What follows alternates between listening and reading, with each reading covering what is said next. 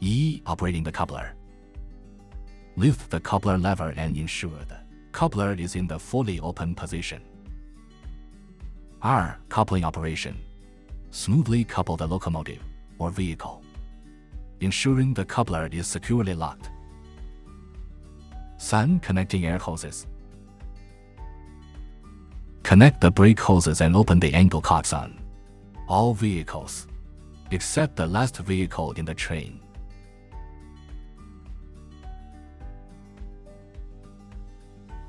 4. Releasing the handbrake.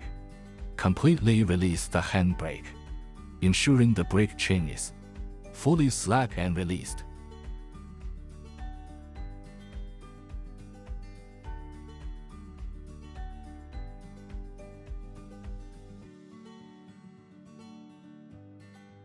5. Air charging and pressure testing.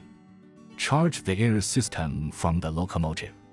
Normal operation can only begin after the train pipe air pressure stabilizes at 50 kilopascals or higher.